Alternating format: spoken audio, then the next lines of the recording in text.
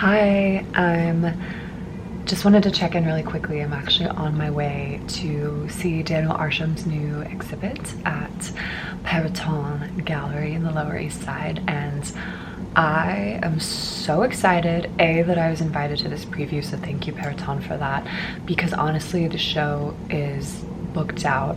I know for sure this weekend, probably next weekend at this point. Everyone's really excited to see it, and they're trying to keep everyone socially distanced, obviously. And so yeah, I'm just excited I get a chance to pop in a little bit early, get some video, get some photos for you guys, and yeah, just share the experience. This is an extra special show because Daniel Arsham will be introducing paintings, which I don't know if he's actually ever shown off his paintings other than when he was back in art school. So this is going to be really special, and I've already seen a lot of the in progress pics on Instagram, and they look, I mean, I don't know why he hasn't been doing painting this whole time, to be honest. They are just to die for, but I am biased. I'm a sucker for a big, beautiful painting. So yeah, but anyway, come along with me and we're gonna have a good time. See you there.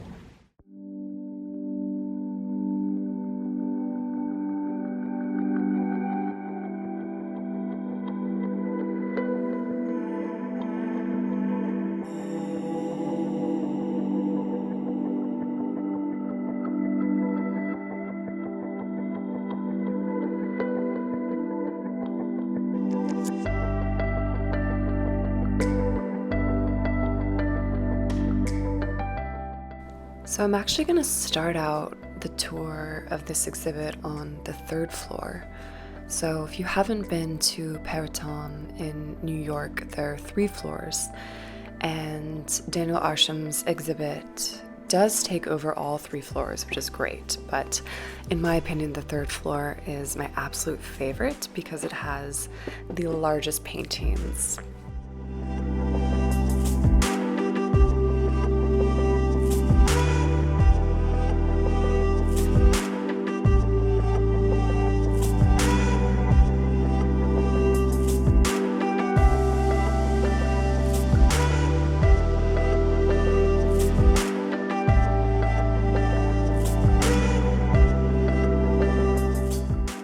And this exhibit is titled Time Dilation, and it's incredibly special because it features large-scale paintings by Arsham as a complement to his signature sculptures. And honestly, this is a full circle moment for Arsham's career as an artist, because he actually studied painting in art school at Cooper Union. But honestly, his entire career has really been based around sculpture. So for him to now incorporate painting back into his practice, it's really special. And these aren't just any paintings. I mean, the incredible amount of detail and skill that's apparent is, in my opinion, it's kind of a little cheeky. It's no secret that Arsham has been given flack over his career for his decision to have these really recognizable pop cultural references, like so many other pop artists in the past, like Andy Warhol, received a lot of, negative feedback within their time. So I find these subject matters really cheeky on his part, because he's not only including these really beautiful, large-scale, incredibly well-executed paintings, but he's including statues that are literally the epitome of classical art history. His gorgeous execution of the most traditional subject matter, of course still with his key signatures that he has as an artist, like including this concept of time by showing these items decaying with these crystals protruding from them.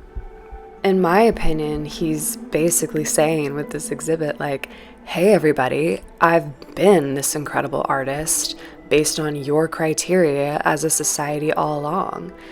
And he's really just driving home the concept that just because you can do something doesn't mean that that makes you a good artist. At the end of the day, it's going to be about your ideas and the context around it. The concept of what's good or interesting is honestly constantly changing, and that's what this exhibition is really bringing to light. In fact, Glenn Adamson, who's the curator of this exhibit, says, "Ancient sculpture is so venerated that it's become cliche, the stuff of museum gift shops, while the creatures of Pokemon, which seem to be influenced by Japanese mythology, have morphed into their own 21st century version of the sacred."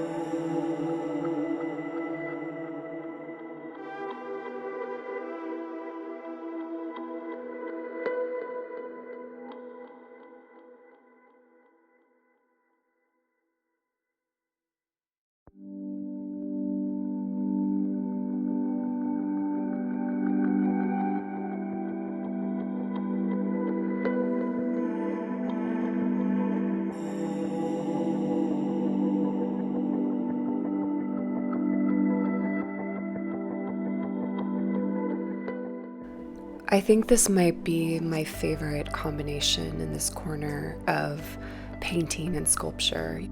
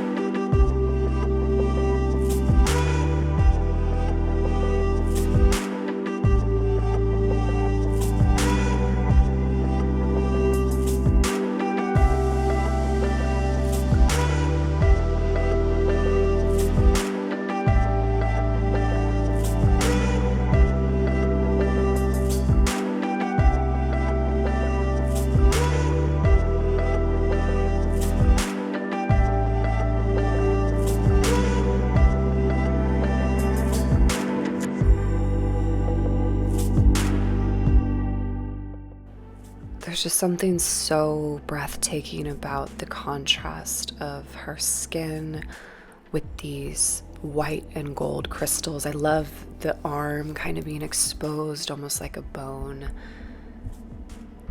It's just, yeah, it's definitely my favorite of the whole show. Also, the Fool's Gold kind of reminds me of what we played with when we were kids, so I think I feel a little nostalgic looking at this.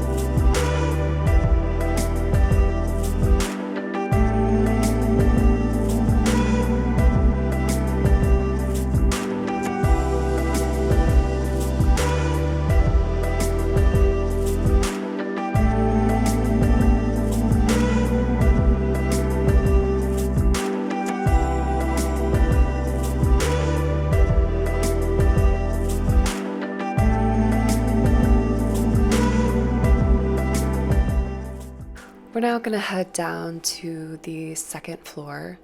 I just love everything about this gallery. It's so modern and beautiful. That's the elevator that brings all the artwork up. And yeah, this is the second part of the exhibit. It's almost a little ominous. It's very dark. You don't kind of know what's going to be at the end of the hall. I feel like we're walking into a sci-fi movie.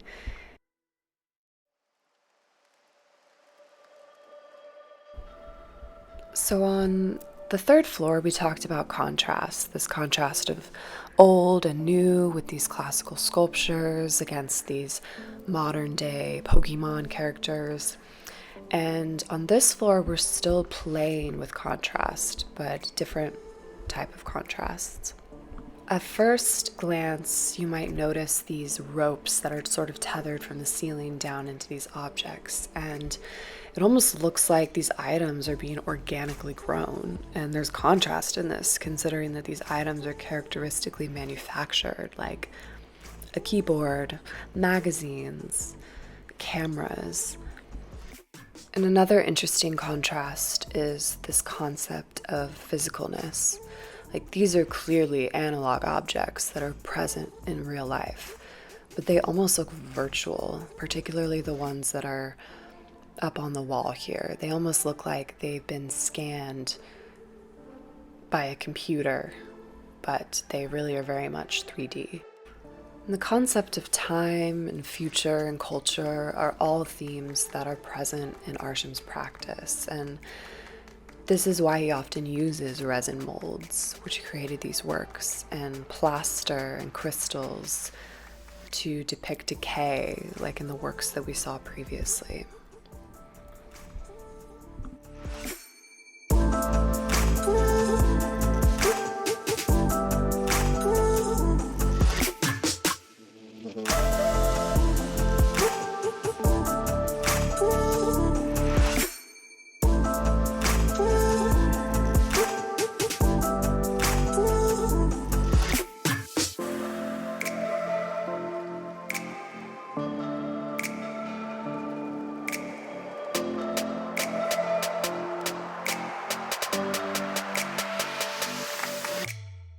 And on the ground floor, we have more paintings and sculptures.